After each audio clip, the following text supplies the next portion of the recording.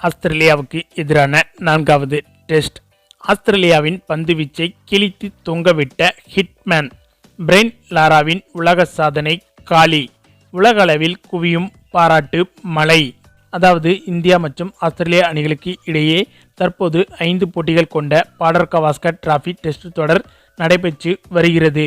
இந்த தொடரில் ஏற்கனவே 3 போட்டிகள் முடிவடைந்து விட்ட நிலையில் முதல் போட்டியில் இந்திய அணியும் 2வது போட்டியில் ஆஸ்திரேலிய அணியும் வெற்றி பெற்று 1-1 என்ற கணக்கில் இந்த தொடரில் சமநிலையில் இருந்தது. அதனைத் தொடர்ந்து மிகுந்த எதிர்பார்ப்புடன் தொடங்கிய 3வது டெஸ்ட் போட்டி டிராவில் முடிவடைந்து இருந்தது. எனவே இந்த டெஸ்ட் தொடரில் இந்த இரு அணிகளும் மீண்டும் சமநிலையில்தான் இருக்கிறது.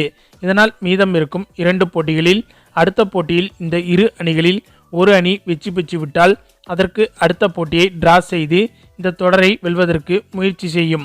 எனவே இந்த இரு அணிகளுக்கு இடையிலான அடுத்த போட்டியான 4வது டெஸ்ட் போட்டி என்பது இந்த இரு அணிகளுக்கும் மிக மிக முக்கியமான போட்டியாக மாறி இருக்கிறது. அது ஏனென்றால் இந்த போட்டியில் எந்த அணி வெற்றி பெறுகிறதோ அந்த அணிக்குத்தான் இந்த டெஸ்ட் தொடரை வெல்வதற்கான வாய்ப்புகள் அதிகமாக இருக்கிறது.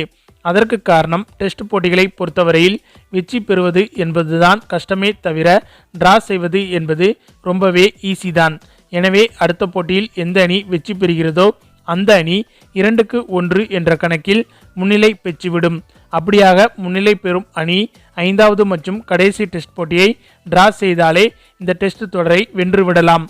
இதனால் இந்த இரு அணிகளுக்கான 4வது டெஸ்ட் போட்டிதான் இந்த தொடரின் முடிவை தீர்மானிக்கும் முக்கிய போட்டியாக பார்க்கப்படுகிறது. எனவே அப்படிப்பட்ட 4வது டெஸ்ட் போட்டிக்கு தயாராகும் வகையில் இந்த இரு அணிகளும் வார்ம் அப் டெஸ்ட் போட்டி ஒன்றில் பங்கேற்று வந்தது. அப்படியாக தொடங்கிய இந்த 4வது டெஸ்ட் போட்டியின் முதல் நாளன்று இந்திய அணி பேட்டிங் செய்ய களமிறங்கி இருந்தது. இந்த முறை இந்திய அணியில் மீண்டும் ஓப்பனிங் இறங்கியிருந்த ரோஹித் சர்மா இவர் எதிர்கொண்ட முதல் பந்தில் இருந்தே இவரது அதிரடி ஆட்டத்தை தொடங்கிவிட்டார்.